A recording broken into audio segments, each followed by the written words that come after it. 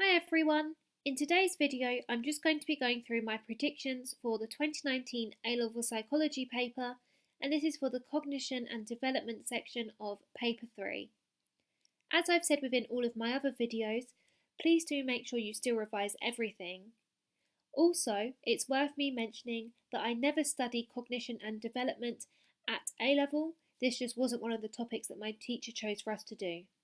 However, all of the content that you have had to learn about, I have covered at uni, and so I do have an in-depth understanding. I can also point you in the direction of some extra reading if you would like it, just to help your understanding. It's also worth me just mentioning that I am ill at the moment, so my voice does sound disgusting, so just excuse that. So on screen here, I've just uploaded a list of the topic videos that I've already uploaded so far, and you will see that I have uploaded all of them, and all of these videos you will be able to find on my channel. So every single topic has been done. So firstly, what was in the 2018 paper? There was a question on Piaget, though specifically class inclusion. There was a question on the theory of mind as an explanation for autism. There are a series of research method questions, and then there was also that question on Vygotsky's theory of cognitive development. So, what do I think could be in the 2019 paper for this section? First, you have Piaget's theory of cognitive development. Within this, you need to know what a schema is and what they are used for. And of course, as you should know from the cognitive theory from approaches, a schema is a mental structure which contains all of the information we have for different things within the world. You also need to know how learning takes place, through the process of assimilation and accommodation. Assimilation is the process whereby new information can be added to our existing schemas. Accommodation takes place when the information is completely new and unrelated to any previous information, therefore meaning that a new schema may be formed. Or it could also be that an existing schema is changed drastically. This addition of new schemas and altering schemas allows us to achieve equilibrium, which is the preferred mental state, as opposed to being in a state of disequilibrium, whereby we are unable to make sense of something new. Next, you have Piaget's stages of cognitive development, of which there are 4. The first stage is the sensory motor stage and takes place around the ages of 0 to 2 years. During this stage, children become capable of understanding object permanence, which is the idea that an object still exists when they can no longer be seen. Piaget showed this using his blanket and ball study. If you wanted to look into this further, there is a lot of research by Bailliagen and DeVos to support this, though they did find that children developed object permanence earlier than what Piaget suggested. And so if you were to want to read into this, you could perhaps use this as an AO3 point, just saying that Piaget was perhaps a bit off with his ages.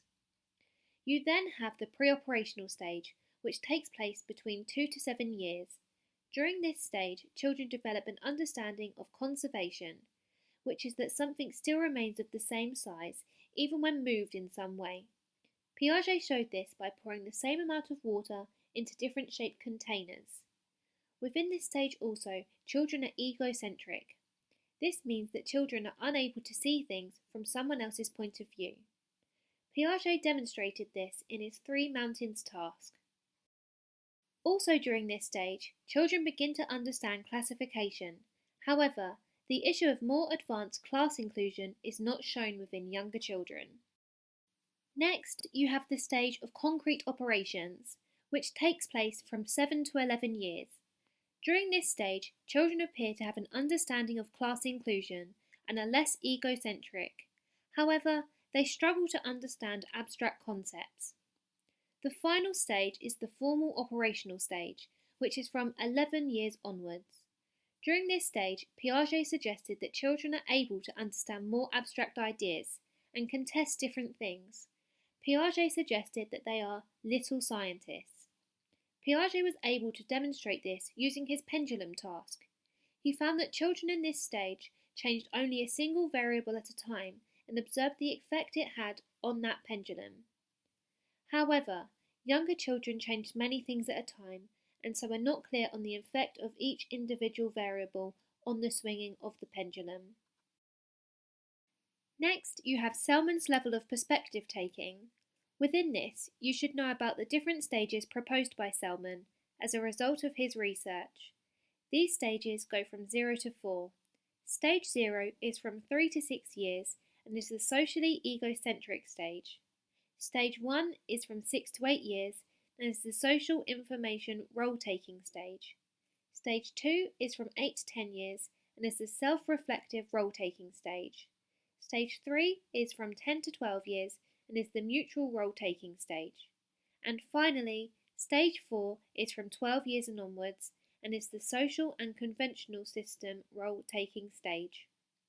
You also need to be aware of the later developments to Selman's theory, which include 3 additional aspects to social development, which are interpersonal understanding, interpersonal negotiation strategies, and awareness of personal meaning of relationships. And finally, you have the mirror neuron system.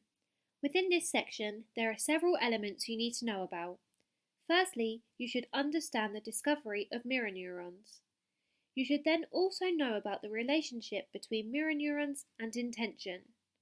You should also be aware of the relationship between mirror neurons and perspective taking. Another aspect you should know is the relationship between mirror neurons and human evolution. Finally, you need to be aware of the relationship between mirror neurons and autism spectrum disorder. And then I've also just put here about the possibility of a comparison question coming up. And as I said within all of my other Topic 3 videos, I've put it within all of them as it could appear anywhere. I think if there were to be a comparison question, it could, for example, ask you to compare the cognitive theories developed by Piaget and Vygotsky, and for these there are many comparisons which you can draw.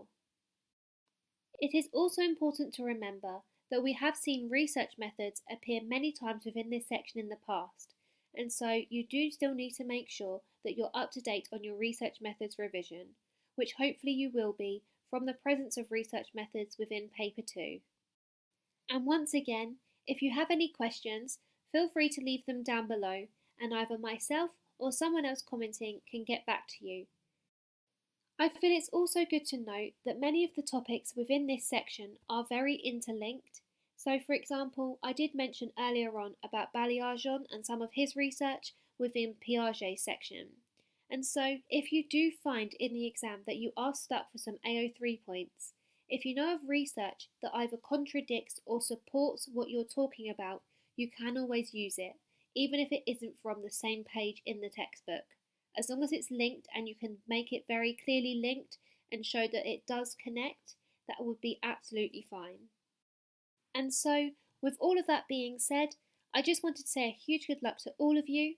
Now that all of my Topic 3 videos are done, I want to wish you the best of luck in your last exam, and make sure once you finish your exams, you don't stress about what grade you're going to get, because at the end of the day, you can't do anything about it now. So just once you finish your exam, make sure you do take a good relax, especially if you're starting university or a job or even a gap year in September. And so finally, just here on screen now, I've put up some final tips for you to remember.